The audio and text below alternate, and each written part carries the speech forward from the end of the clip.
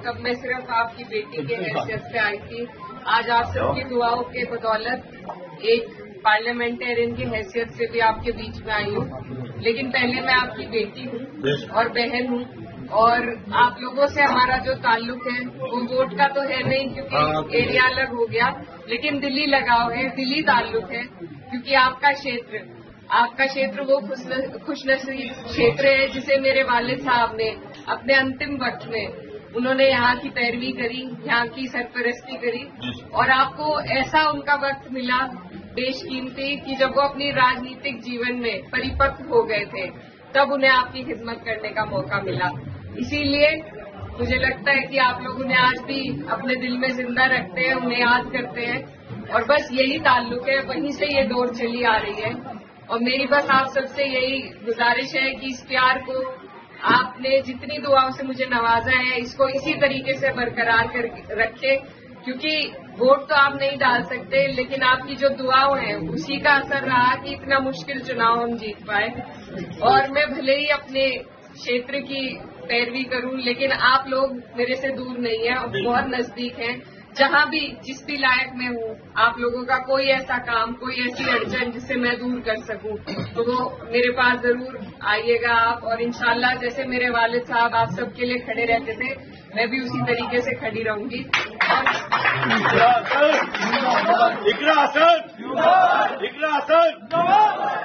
और जिस तरीके से संसद में मैं अपने क्षेत्र की आवाज उठाती हूँ, आप लोग भी दूर नहीं है। मैं कोशिश करूंगी कि मेरी जो लड़ाई है, मेरी जो आवाज है, उसमें आपका भी हिस्सा रहे, आपके लिए भी मैं आवाज उठा सकूं।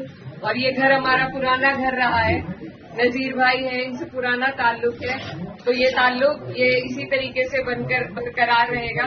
और क्योंकि राजनीतिक प्रोग्राम तो नहीं है, पर फिर भी ये कहना चाहती हूँ कि जिस तरीके से इस चुनाव में हम लोगों को सफलता मिली, पार्टी को सफलता मिली, तो अब बस सभी में जोश है और बस कोशिश यही करनी है कि आने वाली 27 में सरकार को आपको और हमें मिलकर बदलना है। क्योंकि जब तक सरकार नहीं बदली जाएगी तब तक आप और हम कहीं ना कहीं पिसते रहेंगे। तो इसलिए जरूरी है कि अभी से आप अपने जहन में इस बात को डाल लें कि जब मौका आएगा तो यहाँ से हमारे राष्ट्रीय अध्यक्ष अखिलेश यादव जी के हाथों को आपको मजबूत करना है।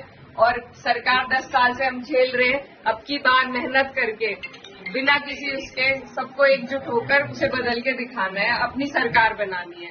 तो 27 के लिए आप लोग अभी से मेहनत में जुट जाइए। और उससे पहले ही आपके यहाँ उपचुनाव भी है, तो जिस तरीके से हमारी पार्टी की सीटें आई हैं उसी तरीके से अब जो जिन सीटों पर उपचुनाव होगा, मेरी आप लोगों से गुजारिश है कि आप अपनी तरफ से एक उदाहरण पेश करें कि सारी सीटें समाजवादी जीते। तो मैं तब भी आऊंगी जब चुनाव होगा, उस दौरान भी आना होगा, लेकिन अभी से मैं आपको पहले ही रिजर्व करके जा रही हूँ कि आप लोग सब आने वाले उपचुनाव में समाजवादी गठबंधन का साथ दें, प्रत्याशी कोई भी हो। अपने नेता के हाथों को हमें मजबूत करना है, तभी हमें आपको मजबूती मिलेगी।